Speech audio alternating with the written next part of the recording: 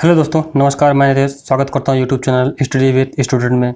दोस्तों, आज हम लोग देखेंगे जो प्रमुख ऐतिहासिक युद्ध हुए और साइंस के क्वेश्चन हैं उसके बारे में देखेंगे। ओके दोस्तों, चलिए शुरू करते हैं। दोस्तों, आज हम पहले देखेंगे ऐतिहासिक जो प्रमुख युद्ध हुए हैं उनके बारे में।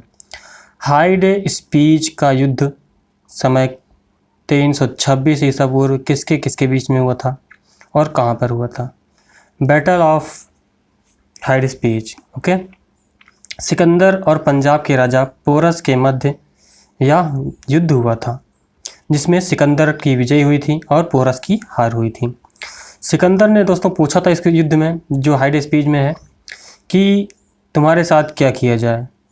तो पोरस ने उत्तर दिया था, एक राजा के साथ जो हारे हुए राजा के साथ व्यवहार होता है वही व्यवहार किया जाए। इससे सिकंदर खुश होकर पोरस को उसका राज्य लौटा दिया। ओके, चलिए अगला क्वेश्चन। कलिंग की लड़ाई का समय 261 ईसा पूर्व किसके बीच हुई थी?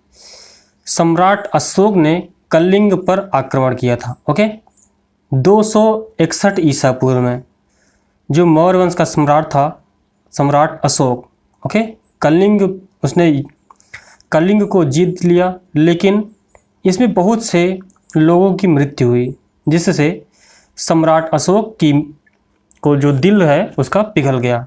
उसके वजह से वह बौद्ध धर्म को अपना लिया। ओके, उसी के बाद से उसने रक्तपात की नीति को त्याग दिया है।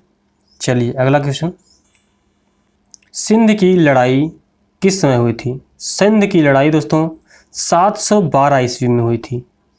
और दोस्तों, मोहम्मद कासिम ने अरबों की सत्ता स्थापित कर दी थी। मोहम्मद कासिम ने अरबों की सत्ता भारतवर्ष में, अखंड भारत में स्थापित की थी। ओके, चलिए अगला क्वेश्चन। तराइन का प्रथम युद्ध किसके बीच में हुआ था? दोस्तों, तराइन का प्रथम युद्ध 1191 ईस्वी में हुआ था। और दोस्तों, यह मोहम्मद गोरी और पृथ्वीराज चौहान के बीच हुआ था, जिसमें मोहम्मद गोरी की हार हुई थी और पृथ्वीराज चौहान की विजय हुई थी। दोस्तों, इसमें पृथ्वीराज चौहान का साथ दिया था जयचंद ने। ओके, चलिए अगला क्वेश्चन। अगला है तराइन का द्वितीय युद्ध। दोस्तों, तराइन का द्वितीय युद्ध 1192 ईस्वी में हुआ। इसमें मोहम्मद गोरी और पृथ्वीराज चौहान के बीच युद्ध हुआ, जिसमें मोहम्मद गोरी की विजय हुई और पृथ्वीराज चौहान की हार हुई। दोस्तों, इसमें हार का कारण यह है, जो जयचंद था उसकी बहन की स्वयंवर था, जिससे पृथ्वीराज चौहान ने उसकी बहन संयोगिता को अपने साथ ले गया, जिसकी वजह से दोस्तों जयचंद ने पुनः मोहम्मद गोरी को भारत पर आक्रमण के लिए बुलाया था। ओके, चलिए अगला क्वेश्चन। अगला है चंदावर का युद्ध। दोस्तों, 1194 ईस्वी में हुआ था। दोस्तों, इसमें मोहम्मद गौरी ने कन्नौज, जो जयचंद था राजा कन्नौज का, उसको हरा दिया और उसको मार दिया। ओके, चलिए अगला। पानीपत का प्रथम युद्ध दोस्तों कब हुआ था? पानीपत का प्रथम युद्ध 1526 ईस्वी में हुआ था। मुगल बादशाह बाबर और इब्राहिम लोदी के मध्य हुआ था। ओके, चलिए अगला क्वेश्चन। खानवा का युद्ध दोस्तों 1527 ईस्वी में हुआ था। बाबर और राणा सागा के बीच में हुआ था। ओके, चलिए अगला। घाघरा का युद्ध दोस्तों 1529 ईस्वी में बाबर और महमूद लोदी के मध्य हुआ था। दोस्तों, अगला क्वेश्चन। ओके दोस्तों, एक क्वेश्चन और छूट गया था। खानवा के बाद दोस्तों घाघरा का युद्ध दोस्तों 1528 में घाघरा का युद्ध हुआ था। ओके, चलिए अगला क्वेश्चन। दांतों पर जमी परतें किसके कारण बनती हैं या बनती रहती हैं? भोजन के कण, थूक, मुख अम्ल और बैक्टीरिया। दोस्तों, उत्तर हो जाएगा भोजन के कण, थूक, मुख अम्ल और बैक्टीरिया के कारण दांतों पर जमी परतें होती हैं। ओके, जो परत जमती है इसके कारण होता है। जीवधारियों में को कम से कम 27 तत्वों की आवश्यकता होती है, जिसमें से 15 धातुएं हैं। इनमें जो प्रभुत मात्रा में आवश्यकता होती है वो कौन सी हैं? पोटेशियम, सोडियम, मैग्नीशियम और कैल्शियम। दोस्तों ऑप्शन नंबर 3 जो है ये सही हो जाएगा। ओके, चलिए अगला क्वेश्चन चलते हैं। पदार्थों का उनके घनत्व के अवरोही क्रमानुसार सही अनुक्रम कौन सा है? दोस्तों पदार्थों का जो घनत्व है, दोस्तों सबसे कम घनत्व सोना का होता है, उसके बाद पारा का होता है दोस्तों, उसके बाद इस्पात का। दोस्तों इस्पात का घनत्व सबसे अधिक होता है। अवरोही मतलब दोस्तों बढ़ते हुए क्रम में, आरोही घटते हुए क्रम में। चलिए अगला क्वेश्चन। कार्बन के तीसरे अवर रूप की खोज तीन सदस्यों की टीम द्वारा की गई, जिसमें रसायन शास्त्र के नोबेल प्राइज से सम्मानित किया गया। उनको चिन्हित कीजिए। उस टीम में सम्मिलित नहीं थे। दोस्तों H.W. क्रोटो, R.F. Karl, I.E. Smell, ये सभी रसायन शास्त्र नोबेल प्राइज पुरस्कार से सम्मानित होने वाले वैज्ञानिक थे, लेकिन फोमैन दोस्तों ये वैज्ञानिक नहीं थे। अगला, संवर्धित यूरेनियम। जो संवर्धित यूरेनियम है क्या होता है? संवर्धित यूरेनियम दोस्तों क्या होता है? प्राकृतिक यूरेनियम जिसमें रेडियोधर्मी यूरेनियम 235 आइसोटोप्स का घटक कृत्रिम रूप से बढ़ाया जाता है, उसको संवर्धित यूरेनियम कहा जाता है। दोस्तों ऑप्शन नंबर 2। चलिए अगला क्वेश्चन। अगला है, हैलोजन लैंप का तंतु निम्नलिखित में से किस चीज़ का बना होता है? किस मिश्र धातु का होता है? ओके दोस्तों उत्तर हो जाएगा टंगस्टन और सोडियम। ऑप्शन नंबर 3 टंगस्टन और सोडियम से बना होता है। अगला क्वेश्चन। जल के आयतन में क्या परिवर्तन करने पर तापमान 9 डिग्री सेंटीग्रेड से गिरकर 3 डिग्री सेंटीग्रेड कर दिया जाता है?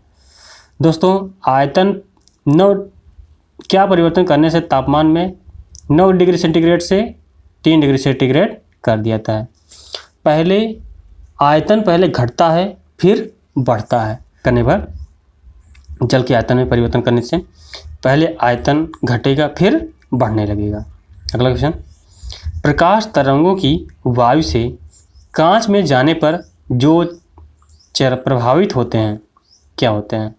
दोस्तों क्या प्रभावित होता है? तरंग दैर्ध्य और वेग। दोस्तों आवृत्ति परिवर्तित नहीं होती है और वेग परिवर्तित होता है, तरंग दैर्ध्य भी परिवर्तित होता है, लेकिन उसकी आवृत्ति में परिवर्तन नहीं होता है। चलिए अगला क्वेश्चन। एक इलेक्ट्रॉनिक कुंज को फास्फोरस पर फोकस कर प्रतिबिंबों को पर्दे पर जनित करना कहलाता है। दोस्तों क्या कहलाता है?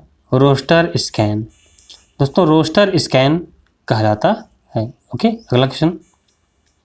जब पानी में नमक मिलाया जाता है तो निम्न में से कौन सा परिवर्तन होता है? दोस्तों क्वथनांक बढ़ जाता है और जमाव बिंदु जो है घटता है। हिमांक घट जाता है और क्वथनांक बढ़ जाता है। चलिए अगला क्वेश्चन। जब सितार और बांसुरी एक ही स्वर बजाया जाए तो उसमें उत्पन्न ध्वनि का भेद निम्न में अंतर के कारण होता है। दोस्तों केवल ध्वनि गुणता के कारण अंतर बताया जाता है। अगला क्वेश्चन। एक मकान में 2 बल्ब लगे हैं, उनमें से एक दूसरे से अधिक प्रकाश देता है। निम्नलिखित में से कौन सा कथन सही है? दोस्तों कम प्रकाश वाले बल्ब में रेजिस्टेंस अधिक है और अधिक प्रकाश वाले बल्ब में रेजिस्टेंस कम है। ओके चलिए अगला क्वेश्चन। एक उत्तल लेंस की फोकस दूरी 20 सेंटीमीटर है, इसकी क्षमता क्या है? दोस्तों उत्तर हो जाएगा 5 डायोप्टर। दोस्तों लेंस की क्षमता का जो फोकस दूरी f बराबर 1/d से फाइंड करते हैं। ओके दोस्तों क्षमता f डायोप्टर d। चलिए अगला क्वेश्चन। शीतकाल में जब झील की ऊपरी सतह पर पानी बर्फ में बदल जाता है, फिर भी जलीय जीव जीवित कैसे रहते हैं? ये बर्फ से सांस लेकर उनके अंदर काफ़ी मात्रा में ऑक्सीजन संचित रहती है। उसके शरीर की बनावट इसी प्रकार से बिना ऑक्सीजन के रह सकती है। नंबर 4, पानी का घनत्व 4 डिग्री सेंटीग्रेड पर सबसे अधिक होता है, जिससे बर्फ ही ऊपर सतह पर नीचे पानी रहता है।